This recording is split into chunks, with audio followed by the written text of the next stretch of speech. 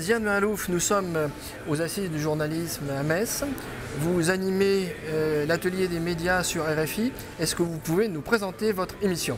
Alors l'atelier des médias, c'est une émission qui a été créée il y a plus de 6 ans par quelqu'un qui s'appelle Philippe Couve, qui est un ancien journaliste de RFI, qui a quitté RFI depuis, qui est une émission qui s'est tout de suite placée dans l'idée d'explorer des nouvelles manières de faire de la radio, d'explorer aussi la participation des auditeurs, et d'explorer aussi la manière dont on peut interagir ou dont on peut décliner la radio sur Internet.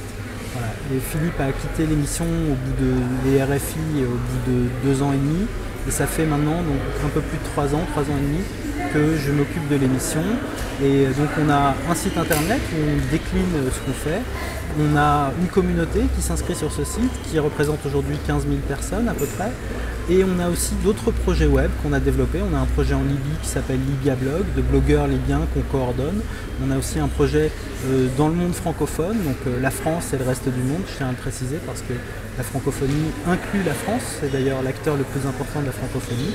Donc en France et ailleurs dans le monde, des personnes francophones qui bloguent, qu'on sélectionne sur concours et qu'on coordonne et qu'on anime et pour lesquels on fait de la formation également chaque année. Nous avons reçu ici même Christian Mamat de RDC, qui est le chef d'un groupe de presse en République démocratique du Congo. Est-ce que vous recevez uniquement des médias francophones de France ou aussi hors de France?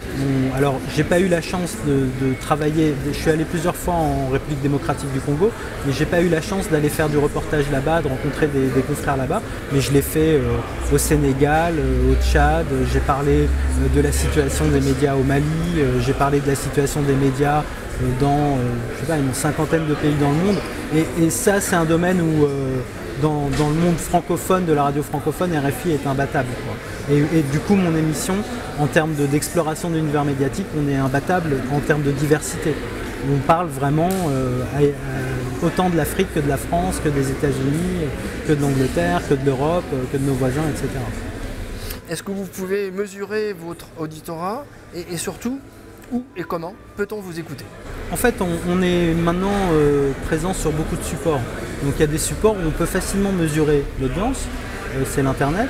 Donc on a des outils tout simplement que tout le monde peut utiliser gratuitement qui s'appelle Google Analytics, qui veut dire que en gros tous nos sites confondus font 200 000 pages vues par mois et à peu près 100 000 visiteurs et à peu près 80 000 visiteurs uniques. Ça c'est tous nos sites confondus, sachant qu'on est une petite équipe, c'est assez important. Pour ce qui est de la radio, c'est un petit peu plus compliqué parce que RFI est présente dans une centaine de pays, dans même plus en termes de diffusion radio traditionnelle, que ce soit les ondes courtes ou la FM. Et c'est impossible de mesurer dans autant d'endroits. Voilà. On sait que par exemple dans une ville comme Kinshasa, quand notre émetteur n'est pas coupé, on peut avoir jusqu'à 2 millions d'auditeurs réguliers, 3 millions d'auditeurs réguliers. Ce qui est certain, c'est que RFI est la radio francophone la plus écoutée au monde. Loin devant toutes les radios françaises. C'est pas du tout la plus connue, mais c'est celle qui est la plus écoutée au monde. Pour nous écouter, c'est la même chose, c'est-à-dire que maintenant la radio elle est accessible partout.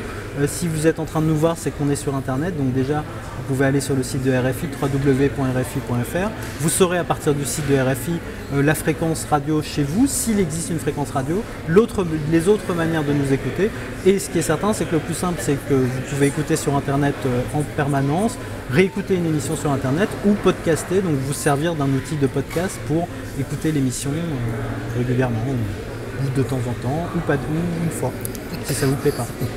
Ziad Mahalouf, je vous remercie. C'est moi.